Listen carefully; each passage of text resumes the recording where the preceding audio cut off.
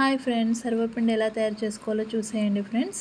చాలా బాగుంటుంది, చాలా టేస్టీగా ఉంటుంది. ముందుగా ఒక బౌల్ తీసుకోవాలి. 1 కప్ బియ్యం పిండిని వేసుకోవాలి. కొంచెం ఉల్లి తరుగును వేసుకోవాలి. కొద్దిగా కరివేపాకును వేసుకోవాలి. సన్నగా కట్ చేసుకున్న ఆనియన్స్ను వేసుకోవాలి. 1 స్పూన్ కారం, 1 స్పూన్ సాల్ట్, కొన్ని పల్లీలను వేసుకోవాలి. కొంచెం శనగపప్పును వేసుకోవాలి. కొంచెం అల్లం వెల్లిపాయ దంచి వేసుకోవాలి. ఇప్పుడు కొన్ని వాటర్ని వేడి చేసుకోవాలి. ఇప్పుడు కొన్ని వాటర్ వేస్తూ కలుపుకోవాలి. మరికొన్ని వాటర్ వేస్తూ కలుపుకోవాలి. ఇలా ఒక ముద్దలాగా చేసుకోవాలి. చూడండి, ఇప్పుడు ఒక కడాయి తీసుకొని 1 స్పూన్ ఆయిల్ వేసుకొని ఆయిల్ మొత్తం కడాయి చుట్టూ స్ప్రెడ్ చేసుకోవాలి.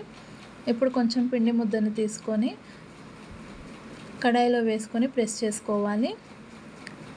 ఇప్పుడు ఇలా మధ్యలో హోల్స్ చేసుకొని ఆయిల్ హోల్స్లో వేసుకోవాలి. అలాగే చుట్టూరుగా వేసుకోవాలి. ఇప్పుడు స్టవ్ ఆన్ చేసుకొని ఫ్లేమ్ సిమ్లో పెట్టుకొని కడాయి స్టవ్ పైన పెట్టుకోవాలి. మూత పెట్టేసుకోవాలి. ఒక 5 to 10 మినిట్స్ తర్వాత మూత తీసి చూస్తే చూడండి, మనకి ఇలా ఫ్రై అవుతూ ఉంటుంది. ఇంకా కాస్త అవ్వాలి. మళ్ళీ ఒకసారి మూత పెట్టుకొని మరొక 5 మినిట్స్ పాటు ఫ్రై చేసుకోవాలి. 5 మినిట్స్ తర్వాత చూస్తే చూడండి, మనకి ఇంకొంచెం అవ్వాలండి. మళ్ళీ ఒకసారి మూత పెట్టుకొని 2 మినిట్స్ తర్వాత మూత తీసి చూస్తే చూడండి, మనకు ఫైనల్గా రెడీ అయిపోయింది. ఇప్పుడు మళ్ళీ ఇంకోటి ఎలా పెట్టుకోవాలో చూడండి ఫ్రెండ్స్.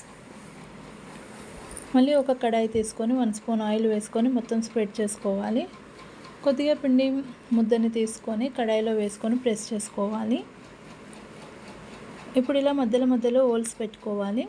ఆ హోల్స్లో ఆయిల్ వేసుకోవాలి. అలాగే సైడ్స్లో కూడా ఆయిల్ వేసుకోవాలి. ఇప్పుడు స్టవ్ ఆన్ చేసుకొని ఫ్లేమ్ సిమ్లో పెట్టుకొని కడాయి స్టవ్ పైన పెట్టుకొని ప్లేట్ పెట్టేసుకోవాలి. చూడండి, ఇలా ప్లేట్ పెట్టుకున్న తర్వాత ఒక 5 మినిట్స్ తర్వాత ప్లేట్ తీసి చూస్తే చూడండి, మనకు ఇక్కడ సర్వపిండి అనేది రెడీ అయిపోయింది. ఇప్పుడు ప్లేట్లోకి తీసేసుకుందాం. అంతేనండి, వేడి సర్వపిండి రెడీ.